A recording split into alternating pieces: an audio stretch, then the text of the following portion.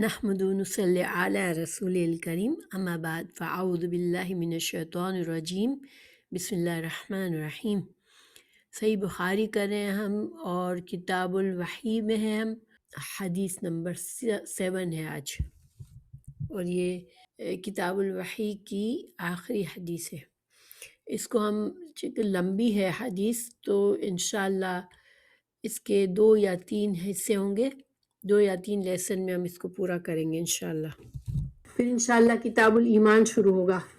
حدثنا ابو الیمان الحکم ابن نافع قال اخبرنا شعیب عن الزہری قال اخبرنی عبید اللہ بن عبد اللہ بن عتبہ بن مسعود عن عبد اللہ بن عباس اخبرہ ان ابا سفیان بن حرب اخبرہ۔ زہری سے اس حدیث کو شعیب کے علاوہ 3 اور راویوں نے بیان کیا ہے جن کے نام حدیث کے آخر میں لکھے ہوئے ہیں، اور انشاءاللہ میں آپ کو یہاں بتا دیتی ہوں۔ صالح ابن کیسان، یونس اور معمر، ٹھیک ہے، تو 4 لوگوں نے زہری سے روایت کیا ہے، مگر امام بخاری ہمیں شعیب کی یہاں پر بتا رہے ہیں کہ شعیب نے ہمیں بتایا۔ پھر حدیث کے آخر میں انہوں نے بتایا ہے کہ اس حدیث کو اور 3 لوگوں نے بھی روایت کیا ہے جو زہری سے۔ اب اس میں عبید اللہ بن عبداللہ بن عتبہ بن مسعود جو ہے یہ مشہور فقیہ تھے مدینہ میں 7 مشہور فقیہ تھے، ان میں سے یہ ایک تھے، تو یہ 7 مشہور فقہاء میں سے ایک ہے، ٹھیک ہے۔ اچھا، انہوں نے عبداللہ بن عباس رضی اللہ عنہ سے سنا، مگر عبداللہ بن عباس اس حدیث کے اصل راوی نہیں ہے۔ عبداللہ بن عباس حالانکہ صحابی ہیں، مگر یہ ایک اور صحابی ابو سفیان سے اس روایت کو بیان کر رہے ہیں، ٹھیک ہے، کیونکہ عبداللہ بن عباس کہہ رہے ہیں کہ اخبرہ ان ابا سفیان بن حرب، تو ابو سفیان بن حرب نے حضرت عبداللہ بن عباس کو حدیث بیان کی۔ تو ابو سفیان کون تھے؟ ابو سفیان کا نام آپ لوگوں نے، جن لوگوں نے سیرت پڑھی ہے انہوں نے سنا ہوگا۔ ابو سفیان مکہ کے سرداروں میں سے تھے، اور جنگ احد میں یہ سپہ سالار تھے قریش کی فوج کے، اسی طرح جنگ خندق میں بھی یہ قریش کے سپہ سالار تھے۔ ابو سفیان جو تھے وہ ایک بہت پاورفل آدمی تھا، انہوں نے اسلام قبول کیا ہے جب مکہ فتح ہوا، اس وقت اسلام قبول کیا ہے، ٹھیک ہے، اور مسلمانوں سے بہت دشمنی تھی اس کی۔ تو ابو سفیان نے اصل میں یہ جو حدیث ہے اس نے بیان کی ہے۔ اب ہم حدیث پر چلتے ہیں، سند انشاءاللہ ہماری مکمل ہو گئی۔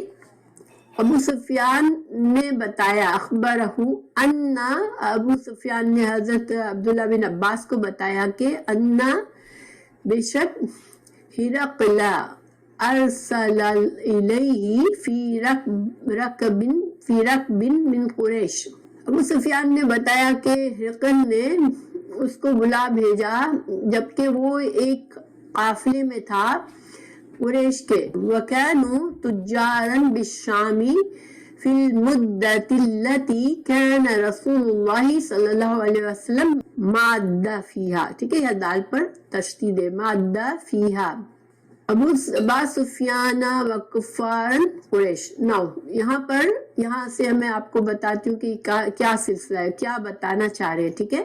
ہوا یہ تھا کہ آپ کو پتہ ہے کہ مسلمانوں اور مکہ کے کافروں کے ساتھ جنگیں ہو رہی تھی۔ پھر جب جنگ خندق ہوئی، جنگ خندق کا اگر کسی کو معلوم ہو تو جنگ خندق میں کفار نے 10,000 کی فوج سے مدینہ پر حملہ کیا تھا، مگر اللہ سبحانہ تعالیٰ نے مسلمانوں کی حفاظت فرمائی تھی، اور کفار کا لشکر پر اتنا سخت طوفان آیا کہ وہ سب کچھ چھوڑ چھاڑ کر چلے گئے. کافی دنوں تک وہ محاصرہ کیا تھا انہوں نے مدینہ کا اور پھر فائنلی چلے گئے. اچھا، پھر اس کے بعد 6 ہجری میں آپ صلی اللہ علیہ وسلم نے خواب دیکھا تھا کہ آپ کو، جیسے آپ طواف کر رہے ہیں تو آپ نے، جو کہ انبیاء کے خواب سچے ہوتے ہیں، تو آپ نے مسلمانوں میں اعلان کر دیا کہ ہم عمرہ کے لیے جا رہے ہیں. ابھی مکہ میں قریش کا قبضہ تھا، ٹھیک ہے، مکہ آزاد نہیں ہوا تھا، یعنی کہ مکہ میں جانا اور عمرے کی نیت سے، یعنی کہ بغیر ہتھیار کے جانا، جیسے ایسا ہی تھا جیسے موت کے منہ میں جانا ہے، کیونکہ جو اتنے دشمن تھے مسلمانوں کی جان کے دشمن تھے، ان کا قبضہ ہے مکہ پہ، اور مکہ میں جا کر عمرہ کرنا گویا کہ موت کے منہ میں جانا تھا. لیکن چونکہ آپ صلی اللہ علیہ وسلم نے خواب دیکھا اور انبیاء کے خواب سچے ہوتے ہیں، تو آپ صلی اللہ علیہ وسلم نے مسلمانوں میں اناؤنس کیا کہ جو جانا چاہتا ہے عمرہ کے لیے وہ میرے ساتھ چلے. ٹھیک ہے، آپ 1400 مسلمانوں کو لے کر نکلے. لیکن جب حدیبیہ کے مقام پر پہنچے مکہ سے باہر، تو قریش نے ان کو اجازت نہیں دی آنے کی. ٹھیک ہے، اور اس وقت کافی لمبا واقعہ ہے اس کا، انشاءاللہ کبھی میں اس کی تفصیل بھی کروں گی. لیکن اس وقت ایک معاہدہ ہوا تھا قریش نے، کیونکہ وہاں کے جو اس زمانے کا جو قانون تھا، تو مکہ کو سارے عرب میں سمجھا جاتا تھا کہ یہ خانہ کعبہ اللہ کا گھر ہے، اور اس میں کوئی کسی کو جانے سے نہیں روک سکتا. کوئی دشمن بھی اگر آنا چاہے خانہ کعبہ میں تو قریش اس کو روک نہیں سکتے تھے. ٹھیک ہے، اور نہ وہ کبھی روکتے تھے. آپس میں جنگ بھی ہو رہی ہوتی تو جب عمرہ کے لیے دشمن بھی آتے تو ان کو روکا نہیں جاتا تھا. ٹھیک ہے، تو رسول اللہ صلی اللہ علیہ وسلم نے جب خواب دیکھا اور گئے تو قریش نے ان کو جانے نہیں دیا. یہ بہت بڑا ایک جرم تھا اس زمانے کے لحاظ سے. ایون قریش نے جو عرب کے لحاظ سے بھی وہ بہت بڑا جرم کر رہے تھے. بہرحال آپ صلی اللہ علیہ وسلم اس وقت ایک معاہدہ ہوا آپ صلی اللہ علیہ وسلم سے ان کا، اس کو معاہدہ صلح حدیبیہ کہتے ہیں. ٹھیک ہے، تو اس معاہدے کی روح سے اس کی بہت سی شرائط تھی. ابھی میں اس پر نہیں بات کروں گی، لیکن اس میں ایک شرط یہ تھی کہ اب 10 سال تک مسلمان اور مکہ کے کافر ایک دوسرے سے جنگ نہیں کریں گے. ٹھیک ہے، یہ ایک شرط تھی. اور یہ اس کی وجہ سے اب مکہ کے لوگوں کو آسان ہو گیا کہ وہ اپنے قافلے لے کے شام کی طرف تجارت کے لیے جا سکے. کیونکہ جب وہ شام کی طرف جاتے تھے تو وہ مدینہ میں مسلمانوں سے ان کو خطرہ ہوتا تھا، کیونکہ مسلمانوں سے ان کی جنگ چل رہی تھی.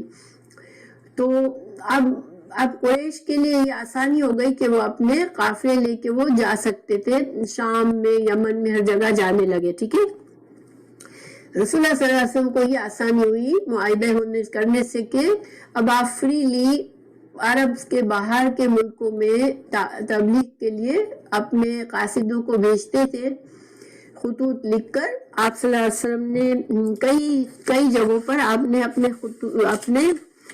تقریباً 200 کے قریب خط لکھے آپ صلی اللہ علیہ وسلم نے اس زمانے میں، اور اسلام کی دعوت دی بہت سے نان مسلم ملکوں کو اور جگہوں کو جو آس پاس میں تھے. اچھا، اس زمانے میں روم اور ایران 2 سپر پاور تھے. ٹھیک ہے، روم اور ایران وہ دنیا میں سپر پاور مانے جاتے تھے. تو ہوا یہ تھا کہ جب ابھی آپ صلی اللہ علیہ وسلم مکہ میں ہی تھے تو اس وقت ایران نے بیت المقدس جو کہ روم کے قبضے میں تھا اس پر قبضہ کر لیا. ٹھیک ہے، اللہ سبحانہ تعالیٰ نے سورہ روم میں ایک پیشن گوئی بھی اتاری ہے کہ روم پر قبضہ کیا ہے ایرانیوں نے، لیکن یہ روم پھر سے آزاد ہو جائے گا، یعنی کہ پھر سے عیسائیوں کے قبضے میں جائے گا. تو ہرقل جو ہے وہ نام نہیں ہے، ٹھیک ہے. ہرقل جو ہے وہ روم کے جو بادشاہ ہوتے تھے ان کا لقب ہوتا تھا ہرقل. جس طرح مصر ایجپٹ میں فیروز کہتے تھے، فرعون بھی نام نہیں تھا، فرعون کیا تھا؟ لقب تھا. اسی طرح ہرقل بھی لقب تھا، ٹھیک ہے. تو ہرقل نے منت مانی تھی کہ اگر بیت المقدس ایرانیوں کے قبضے سے نکل جائے گا، ہمارے قبضے میں واپس آ جائے گا، تو میں بیت المقدس تک چل کر جاؤں گا. اس کا ہمس میں وہ رہتا تھا، اور ہمس اٹلی میں ہے، ٹھیک ہے. تو اٹلی سے بیت المقدس تک اس نے یہ منت مانی تھی. تو وہ پھر بیت المقدس میں گیا ہوا تھا. بیت المقدس آپ کو پتا ہے آج کل کہاں پر ہے؟ جو یہودیوں نے قبضہ کیا ہوا ہے فلسطین کا جو حصہ، اسرائیل جو اس کو کہتے ہیں، تو وہاں پر بیت المقدس ہے جو مسجد اقصی ہے، ٹھیک ہے. تو اب ہرقل جو ہے جن دنوں رسول اللہ صلی اللہ علیہ وسلم کا قاصد گیا خط دینے کے لیے، تو ہرقل کہا تھا، ہرقل اس وقت بیت المقدس میں تھا، ٹھیک ہے. وہ اپنی منت پوری کرنے کے لیے گیا تھا. ہاں، تو آپ صلی اللہ علیہ وسلم نے بصرہ کے جو حاکم تھا، کیونکہ وہ نسبتاً قریب تھا، تو بصرہ کے حاکم کے نام بھیجا حضرت دحیہ کلبی کو. دحیہ کلبی ایک صحابی تھے، ان کو قاصد بنا کے بصرہ کے حاکم کو بھیجا اور کہا کہ ہرقل کو یہ خط دے دینا، ٹھیک ہے. تو جب ہرقل کو یہ خط ملا آپ صلی اللہ علیہ وسلم کا، تو اس کو وہ چاہ رہا تھا کہ آپ صلی اللہ علیہ وسلم کے بارے میں اس کو مزید معلومات ہو کہ آپ کی کیسی شخصیت ہے، آپ کیسے، کیونکہ وہ کافی علم رکھتا تھا اور اس کو پتا تھا کہ ایک نبی کا ظہور ہونے والا ہے، ٹھیک ہے. تو اس وجہ سے وہ جاننا چاہ رہا تھا کہ یہ نبی سچے نبی ہے جس کے بارے میں ہمارے پاس پیشین گوئی ہے. تو اس نے اپنے لوگوں سے پوچھا کہ یہاں پر کوئی قافلہ ہے، جو کوئی ایسے لوگ ہیں جو عرب سے آئے ہوں. اب عرب سے آئے ہوں اس نے کیوں پوچھا تھا؟ کیونکہ اس کو جو ہے اس کو somehow پتا چلا تھا، ہمیں یہاں سے پتا چلتا ہے کہ وہ علم نجوم جانتا تھا، کاہن تھا، اور اس کو اپنے علم سے پتا چلا تھا کہ اب جو نبی آئیں گے تو وہ ان لوگوں میں سے ہوں گے جو کہ جس کے مرد ختنہ کرتے ہیں، ٹھیک ہے. تو اس نے یہ سب کچھ اس کو پہلے سے اندازہ تھا. اب جب اس کو یہ خط ملا تو اس نے کہا کہ یہاں پر کوئی ایسے لوگ ہیں جو مکہ سے یعنی کہ عرب سے آئے ہوں. تو اس کے لوگوں نے بتایا کہ ایک قافلہ آیا ہوا ہے. تو پھر یہ قافلہ کون تھا؟ یہ ابو سفیان اور اس کے 7 ساتھی تھے، جو کہ تقریباً 10 سے زیادہ لوگ تھے یہ لوگ. تو اس نے اس قافلے کو بلوایا اپنے محل میں. یہاں تک سب کو سمجھ میں آ گیا ہوگا انشاءاللہ. یہ بیک گراؤنڈ تھا. اب میں حدیث پڑھتی ہوں. تو ابو سفیان نے کیا کہا کہ ہرقل نے ہم لوگوں کو قافلے والوں کو بلایا اپنے محل میں، جبکہ ہم تجارت کر رہے تھے، تجارت کی غرض سے شام گئے تھے، اور جو تھے وہ زمانہ وہ تھا جبکہ ہمارا رسول اللہ صلی اللہ علیہ وسلم سے پیس کا معاہدہ ہوا تھا، ہماری صلح ہوئی تھی، اور یہ صلح 10 سال کے لیے تھی جیسے میں نے آپ کو بتایا. اچھا، تو یہ روم کیا ہے اور شام کیا ہے میں آپ کو بتاتی ہوں. شام اس زمانے میں سیریا، اردن، فلسطین اور لبنان کے علاقے کو شام کہتے تھے، ٹھیک ہے، جو آج کل سب الگ الگ ہیں، سیریا، اردن، فلسطین اور لبنان. اسی طرح روم جو ہے، روم اس زمانے میں کتنے ایریا میں تھا؟ اٹلی اور اس کے آس پاس کے علاقے، آج کل کا جو اٹلی ہے وہ، پھر اس کے آس پاس کے علاقے، اور شام کا پورا علاقہ یعنی کہ سیریا، اردن، فلسطین اور لبنان، یہ سارے جو تھے وہ روم میں شامل تھے. اور ان سب کا جو بادشاہ تھا وہ کون تھا؟ ہرقل تھا، ٹھیک. ہرقل نے اس قافلے کو بلایا. اچھا، پھر فَآتُوهُ وَهُوَ بِإِلْيَاءَ، تو فَآتُوهُ وَهُمْ بِإِلْيَاءَ، تو ایلیا کیا ہے؟ ایلیا بیت المقدس کو کہتے ہیں، اللہ کا گھر، ٹھیک ہے، اس کا ترجمہ اللہ کا گھر ہے۔ بیت المقدس ان کو پتا تھا یہ اللہ کا گھر ہے، تو وہ بیت المقدس میں تھا اور یہ قافلہ آیا تو فدعاہم، تو اس نے ان قافلے والوں کو بلایا، فی مجلسہ، اپنی مجلس میں، وحولہ عظماء الروم، اور اس کے ارد گرد کون تھے؟ روم کے بڑے بڑے لوگ تھے، روم کے جو اشراف تھے، بڑے معزز لوگ جمع تھے۔ ثم پھر دعاہم ودعا ترجمانہ فقال، تو اس نے کیا کیا کہ ان سب کو بلایا قریب اور اپنے ایک ترجمان کو بلایا۔ اس نے اپنے ترجمان کو بلایا کیونکہ یہ سب عرب لوگ تھے اور رومی جو تھے وہ عرب نہیں جانتا تھا وہ، اچھا ٹھیک ہے، تو اس نے اپنے ایک ترجمان کو بلایا، ٹھیک ہے، اور پھر اس نے سوال کیا، ایکم اقرب نسبا بہذا الرجل الذی یزعم انہ نبی، کہ تم میں سے کون نسب کے لحاظ سے اس شخص سے زیادہ قریب ہے جس کا جو اپنے آپ کو نبی سمجھتا ہے، ٹھیک ہے، یعنی اس نے آپ صلی اللہ علیہ وسلم کے بارے میں پوچھا کہ آپ لوگوں میں سے کون نسب کے لحاظ سے زیادہ قریب ہے، اور اس کا یہ مقصد کیا تھا نسب کے بارے میں پوچھنے کا؟ کیونکہ وہ آپ صلی اللہ علیہ وسلم کے بارے میں سچ جاننا چاہ رہا تھا، ٹھیک ہے۔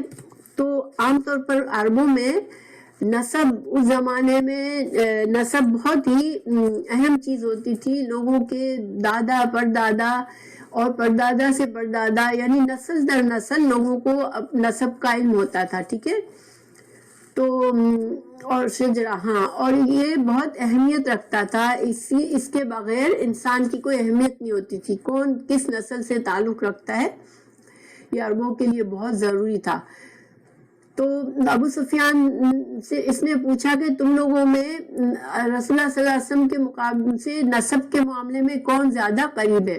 تو فقال ابو سفیان، تو ابو سفیان نے کہا، فقلت، تو میں نے کہا، انا اقربہم، کہ میں ان سے سب سے زیادہ قریب ہوں نسب کے لحاظ سے۔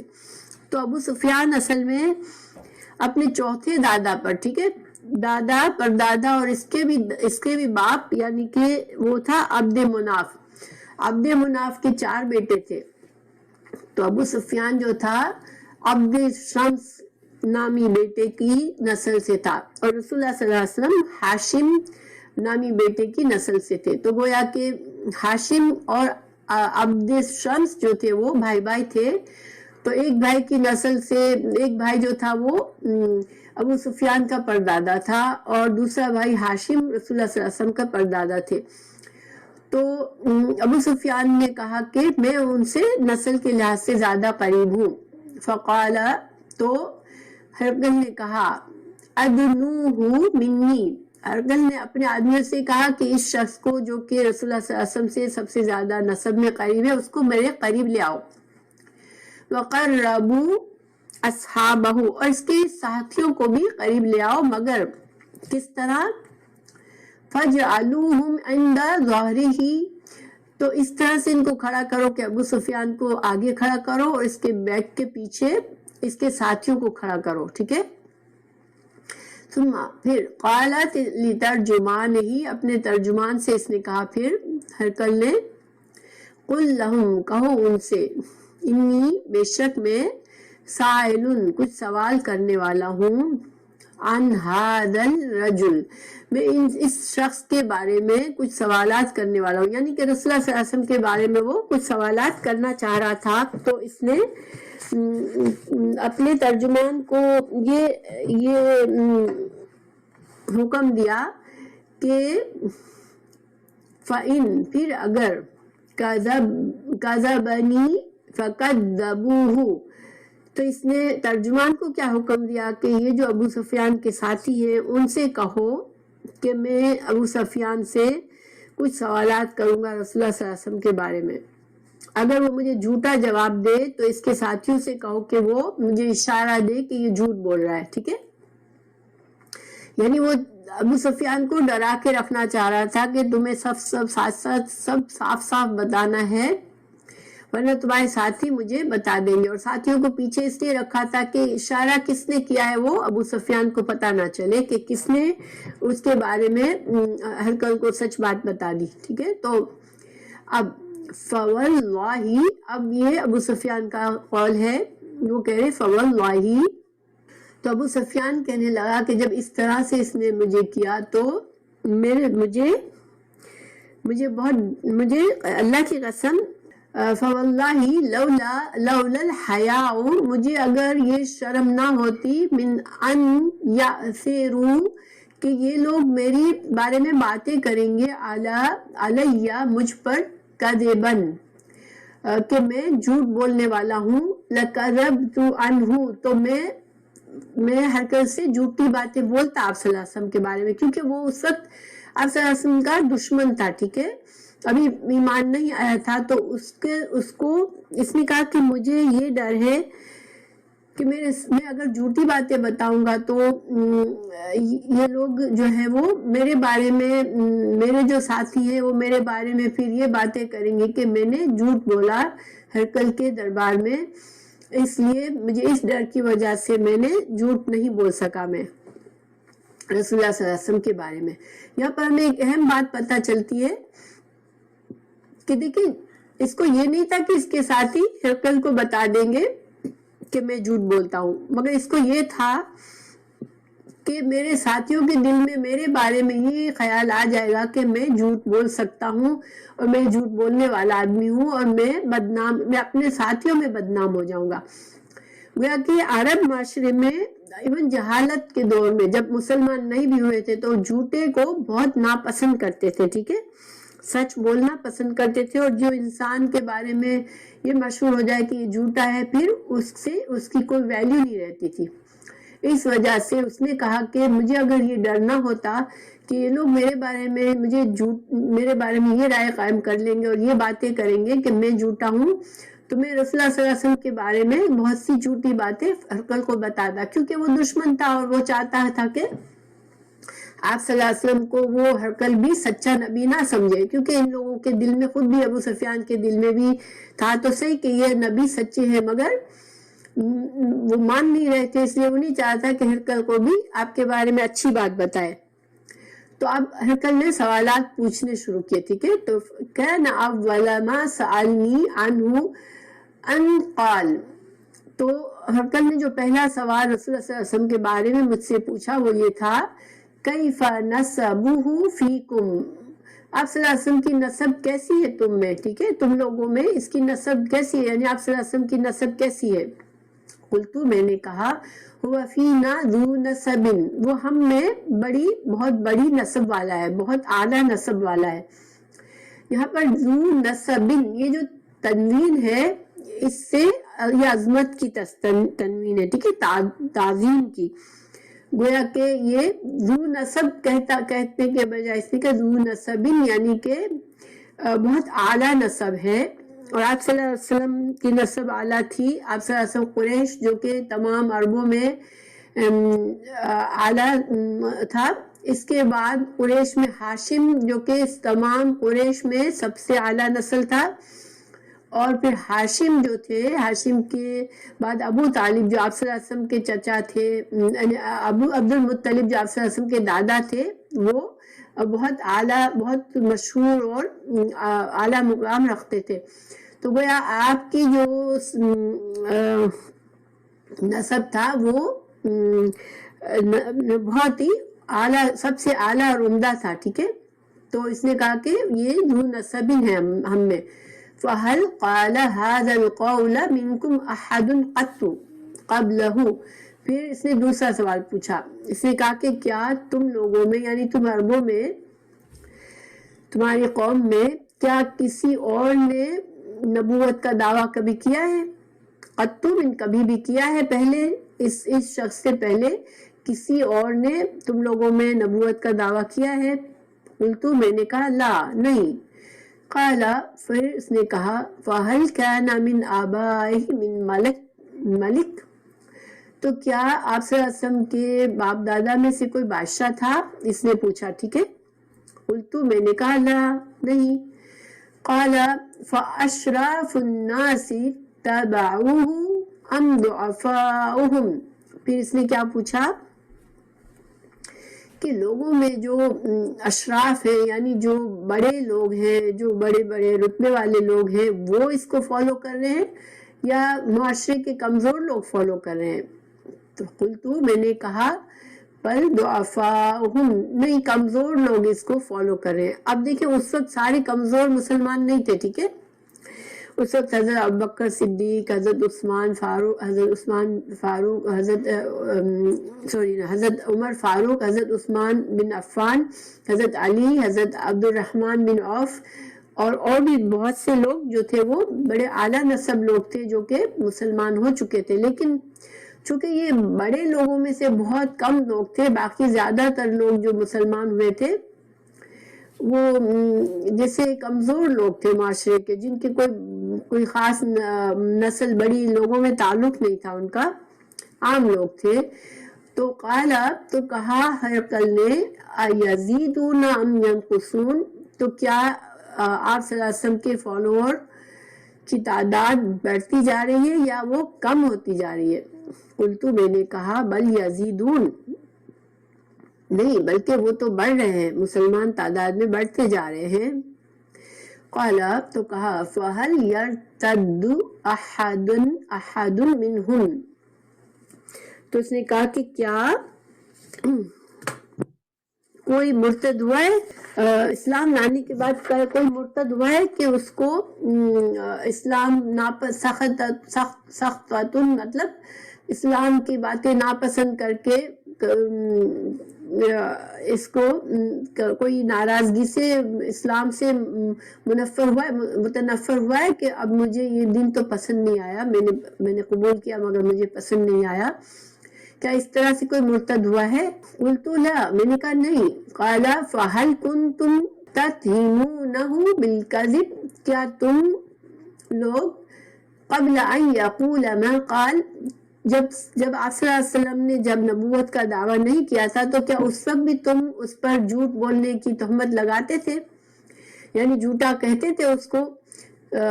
تو اس نے کہا قلت لا، میں نے کہا نہیں، یعنی کہ آپ صلی اللہ علیہ وسلم آپ کو پتہ ہے صادق اور امین مشہور تھے، آپ کے اوپر کوئی جھوٹ بولنے کا الزام نہیں تھا. آپ کو جھوٹا اس وقت کہنا شروع کیا جب آپ صلی اللہ علیہ وسلم نے اسلام کی دعوت دی تھی. قال، ہرقل نے کہا فہل یغدر، کیا یہ کبھی وعدہ خلافی کرتا ہے، دھوکہ دیتا ہے؟ قلت لا، نہیں، میں نے کہا نہیں، وہ وعدہ خلافی نہیں کرتے. وَنَحْنُ مِنْهُ فِي مُدَّةٍ لَا نَدْرِي مَا هُوَ فَاعِلٌ فِيهَا.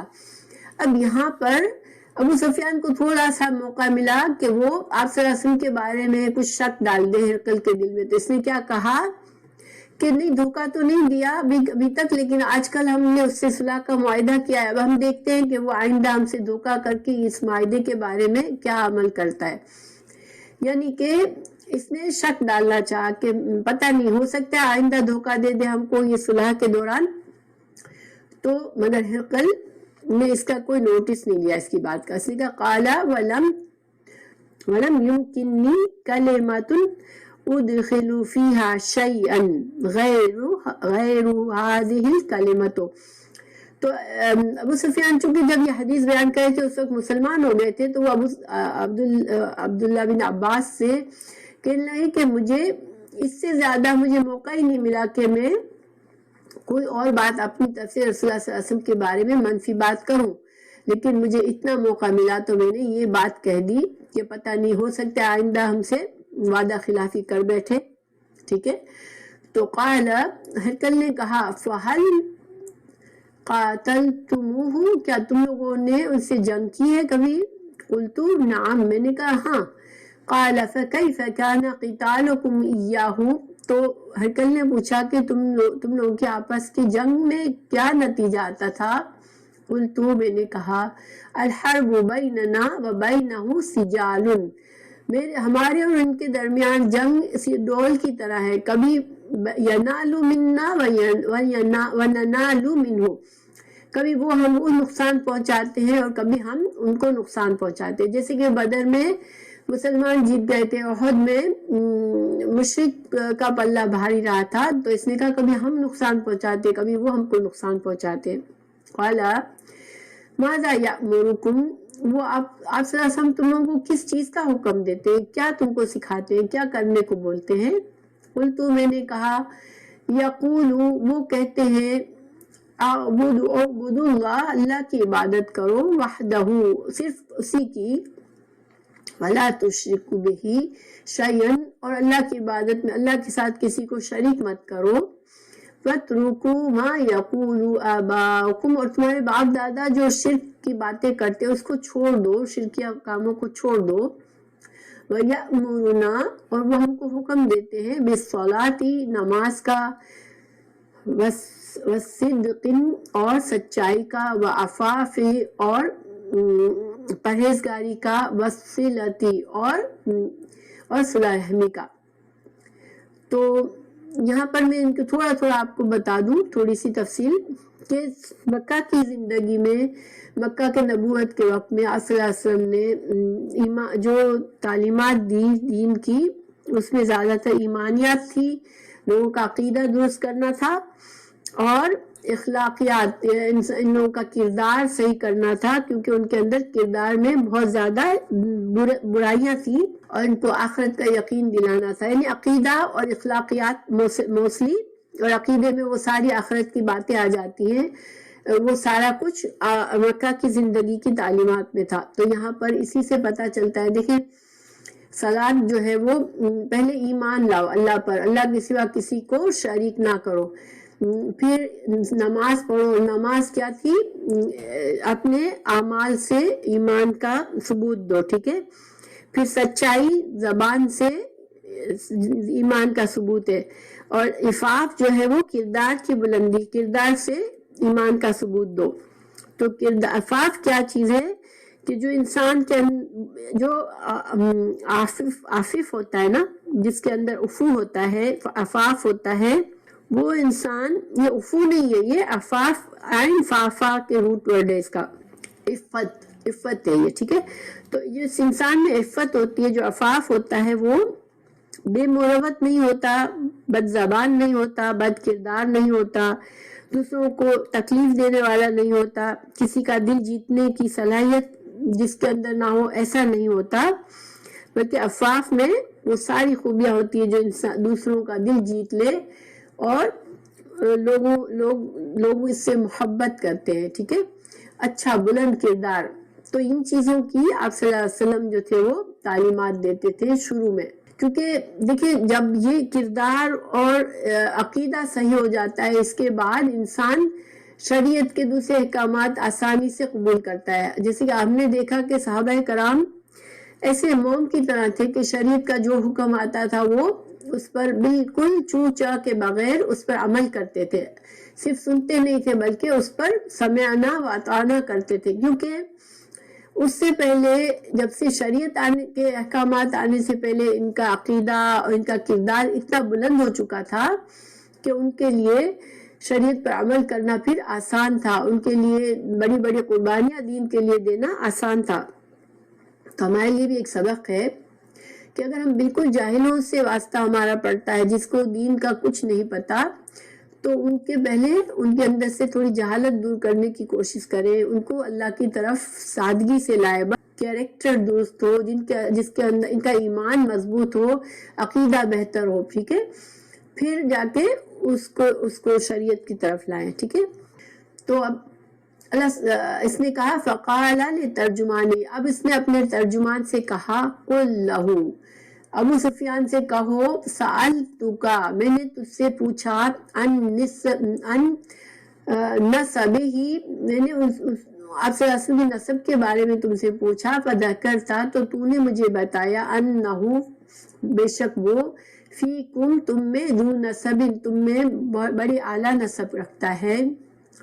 تو پھر ہرقل نے اپنا کامنٹ دیا، وَكَذَلِكَ الرُّسُلُ تُبْعَثُ فِي نَسَبِ قَوْمِهَا کہ اللہ تعالیٰ ہمیشہ رسولوں کو ان کی قوم کے اعلیٰ نسب میں سے پیدا کرتا ہے. ٹھیک ہے, اللہ تعالیٰ اعلیٰ نسب رسولوں کو چنتا ہے. وَسَأَلْتُكَ اور میں نے تجھ سے پوچھا هَلْ قَالَ أَحَدٌ مِّنْكُمْ هَذَا الْقَوْلِ کہ آپ صلی اللہ علیہ وسلم سے پہلے کسی نے دعویٰ کیا ہے نبوت کا. فَذَكَرْتَ تو نے مجھے بتایا ان لا کہ نہیں. گویا فَقُلْتُ تو میں اس سے سمجھا یعنی میں اس نتیجے پہ پہنچا لو كان أحد قال هذا القول قبله لقلت رجل يتأسى بقول قيل قبله کہ اگر اس سے پہلے کسی نے نبوت کا دعویٰ کیا ہوتا اس کی قوم سے تو میں یہ سمجھتا کہ یہ شخص جو ہے وہ اس کی نقل کر رہا ہے, اس کے دماغ میں یہ آئیڈیا آیا ہے, وہ بھی اپنے آپ کو نبی بتا رہا ہے. ٹھیک ہے. فَسَأَلْتُ اور میں نے تم سے پوچھا هَلْ كَانَ مِنْ آبَائِهِ مِنْ مَلَكٍ کہ میں نے تم سے پوچھا تھا کہ کیا رسول اللہ صلی اللہ علیہ وسلم کے آبا و اجداد میں کوئی بادشاہ گزرا ہے. فَذَكَرْتَ تو نے مجھے بتایا کہ نہیں. قُلْتُ میں نے کہا فَلَوْ كَانَ مِنْ آبَائِهِ مِنْ مَلَكٍ قُلْتُ رَجُلٌ يَطْلُبُ مُلْكَ أَبِيهِ اگر تم نے ہاں کہا ہوتا تو میں سمجھتا کہ یہ شخص اپنے باپ کی بادشاہت جو لوسٹ ہو گئی اس کو لینے کے لیے یہ کوشش سے کر رہا ہے, اس لیے یہ نبی ہونے کا دعویٰ کر رہا ہے. وَسَأَلْتُكَ هَلْ كُنْتُمْ تَتَّهِمُونَهُ بِالْكَذِبِ کیا تم اس کو قبل ان يقول ما قال کیا تم لوگ میں نے تجھ سے پوچھا کیا تم لوگ رسول اللہ صلی اللہ علیہ وسلم کو جھوٹا ہونے کا الزام دیتے تھے جب آپ صلی اللہ علیہ وسلم نبوت کا دعویٰ نہیں کیا تھا. فَذَكَرْتَ تو نے کہا کہ نہیں. فَقَدْ أَعْرِفُ تو میں سمجھ گیا أَنَّهُ لَمْ يَكُنْ لِيَذَرَ الْكَذِبَ عَلَى النَّاسِ وَيَكْذِبَ عَلَى اللَّهِ تو پھر میں یہ سمجھ گیا کہ جو انسان لوگوں کے معاملے میں جھوٹ کو چھوڑ دیتا ہے تو وہ اللہ پر جھوٹ کیسے باندھ سکتا ہے. وَسَأَلْتُكَ میں نے تجھ سے پوچھا اشراف الناس اتبعوه ام ضعفاؤهم میں نے تم سے پوچھا تھا کہ کیا بڑے عزت دار لوگ معاشرے کے جو بڑے لوگ ہیں وہ اس کا فالو کرتے ہیں یا کہ کمزور. تو فذکرتا تو نے مجھے کہا ان ضعفاءهم اتبعوه کہ کمزوروں کی اکثریت نے آپ صلی اللہ علیہ وسلم کا اتباع کیا ہے. وہم اتباع الرسل اور ایسے ہی ہوتا ہے. اس نے اپنا کامنٹ دیا کرنے کے رسولوں کے پیروکار زیادہ تر کمزور لوگ ہی ہوتے ہیں. وَسَأَلْتُكَ أَيَزِيدُونَ أَمْ يَنْقُصُونَ میں نے تجھ سے پوچھا تھا کہ کیا مسلمانوں کی تعداد بڑھ رہی ہے یا کم ہو رہی ہے. فَذَكَرْتَ تو نے کہا أَنَّهُمْ يَزِيدُونَ کہ وہ بڑھ رہے ہیں. وَكَذَلِكَ أَمْرُ الْإِيمَانِ حَتَّى يُتِمَّ تو اس نے کہا کہ ہاں ایمان تو ایسے ہی ہوتا ہے جب اللہ تعالیٰ کسی نبی کو بھیجتا ہے تو ایمان لوگوں کا ایمان بڑھتا جاتا ہے, مسلمان بڑھتے جاتے ہیں جب تک کہ وہ اس کی تکمیل ہو جاتی ہے یعنی کہ اس نبی کا مشن یا دین مکمل ہو جاتا ہے. وَسَأَلْتُكَ أَيَرْتَدُّ أَحَدٌ سَخْطَةً لِدِينِهِ بَعْدَ أَنْ يَدْخُلَ فِيهِ میں نے تجھ سے پوچھا تھا کہ کیا اس دین سے کوئی مرتد ہوا ہے اس بیزار ہو کر یا اس کو برا سمجھ کر داخل ہونے کے بعد یعنی مسلمان ہونے کے بعد کوئی مرتد ہوا ہے. فَذَكَرْتَ تو نے کہا نہیں. فَكَذَلِكَ ایمان تو اسی طرح ایمان ہوتا ہے. حِينَ تُخَالِطُ بَشَاطَتُهُ الْقُلُوبِ جب ایمان کی خوشی لوگوں کے دلوں میں جب بس جاتی ہے مل جاتی ہے تو پھر کوئی ایمان سے ہٹتا نہیں ہے, ایمان سے پھرتا نہیں ہے. جیسے ایمان کی خصوصیت ہی یہی ہے کہ جب ایمان دل میں آ جائے اور اس کی خوشی انسان محسوس کر لے تو انسان پھر پھرتا نہیں. اور یہ صحیح بات ہے. دیکھیں یہ تو کافر سے مسلمان ہونے والا، جو لوگ خود سے مسلمان ہوتے ہیں، آپ ان کا ایمان دیکھیں، ان کا جذبہ دیکھیں تو ہم مسلمانوں سے کہیں زیادہ ہوتا ہے. اور ہم بھی اگر کبھی اپنی زندگی میں دین سے بہت زیادہ اٹیچ نہیں ہوتے اور پھر اللہ تعالیٰ ہمارا سینہ کھولتا ہے اور ہم دین کی طرف آنے لگتے ہیں، تو پھر ہمارے دل میں جو خوشی محسوس ہوتی ہے اس ایمان کی، وہ ایسی ہوتی ہے کہ وہ اس کو کبھی چھوڑنے کو دل نہیں چاہتا. ٹھیک ہے، تو یہ مطلب ہے اس کا کہ ایمان ایک روشنی ہے. تو جب یہ روشنی دل میں آ جاتی ہے تو پھر لوگ دوبارہ اندھیرے میں جانا پسند نہیں کرتے. وسألتک، اور میں نے سوال کیا تھا، حل یغدر، کیا یہ وعدہ خلافی کرتا ہے؟ فذکرتا، تو نے کہا تھا لا، کہ نہیں. فکذلک الرسل لا یغدر، کہ تو اس نے کہا کہ رسول ایسے ہی ہوتے ہیں، وہ دھوکہ دینے والے نہیں ہوتے. وسألتک، میں نے پوچھا، بما، ساتھ اس کے، یأمرکم، یہ کیا چیزیں تم کو حکم دیتا ہے؟ فذکرتا، تو نے کہا، انہو، بے شک وہ، یأمرکم، حکم دیتا ہے تم کو، ان تعبدوا اللہ، کہ تم اللہ کی عبادت کرو، ولا تشرکوا، نہ تم شرک کرو، بہ، ساتھ اس کے، شیئن، کسی کو بھی شریک نہ کرو. وینہاکم، وہ تم کو روکتا ہے، عن عبادت الاوثان، بتوں کی عبادت سے روکتا ہے. وَيَأْمُرُكُمْ، اور وہ تم کو حکم دیتا ہے، بِالصَّلَاةِ، نماز کا، وَصِدْقِ، اور سچائی کا، وَعَفَافَ، اور عفت کا. فَإِنَّ كَانَ مَا تَقُولُ، تو پھر اگر جو تم نے کہا حقاً سچ ہے، یعنی ہرقل نے اب کہا، اپنا نتیجہ بیان کیا کہ میں اس نتیجے پہ پہنچا ہوں کہ اگر تم نے جو کچھ بھی سچ کہا ہے تو فَسَيَمْلِكُ، تو عنقریب وہ مالک بن جائے گا، موضع قدمی یا ہاتین، میرے ان دو قدموں کے نیچے اس زمین کا مالک بن جائے گا. یعنی رسول اللہ صلی اللہ علیہ وسلم یہاں کے بھی مالک بن جائیں گے، اللہ تعالیٰ ان کو یہاں بھی غلبہ دے دیں گے اگر یہ سچے رسول ہیں تو.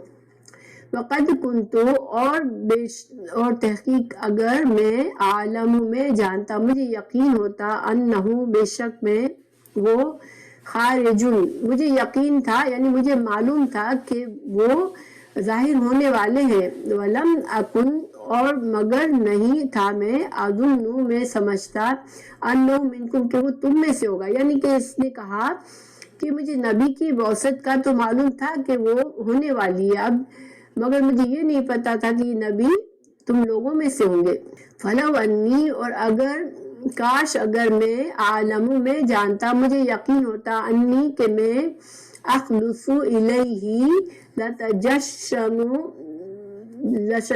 لتجشمت لقاءہ، تو مجھے اگر یہ بات کا یقین ہوتا کہ میں جا سکوں گا، آپ صلی اللہ علیہ وسلم سے مل سکوں گا، تو میں یہ تکلیف ضرور اٹھاتا وہاں جانے کی. اس کا مطلب یہ تھا کہ میرے دل میں مجھے بھی یقین ہے کہ مجھے لوگ مار ڈالیں گے اگر میں رسول اللہ صلی اللہ علیہ وسلم کی طرف جاؤں گا آپ سے ملنے کے لیے، تو میرے لوگ مجھے مار ڈالیں گے. اگر مجھے یہ ڈر نہ ہوتا تو پھر میں ضرور آپ کی ملاقات کے لیے تکلیف اٹھاتا. وَلَوْ كُنْتَ، اور اگر میں ہوتا، عِنْدَهُ، ان کے پاس، لَغَسَلْتُ، تو میں دھوتا، عَنْ قَدَمَيْهِ، میں آپ صلی اللہ علیہ وسلم کے پیروں کو دھوتا. ثُمَّ دَعَا بِكِتَابِ رسول اللہ، پھر اس نے آپ صلی اللہ علیہ وسلم کا وہ خط منگایا جو آپ صلی اللہ علیہ وسلم نے بھیجا تھا. میرے خیال سے ہم لوگ یہاں اسٹاپ کر لیتے. میں چاہ رہی تھی خط بھی پڑھ لوں، مگر میں چاہ رہی ہوں آپ لوگ بھی ایک ساتھ بہت سارا نہ لیں. تو انشاءاللہ ہم اس حدیث کو نیکسٹ ویک میں مکمل کریں گے انشاءاللہ.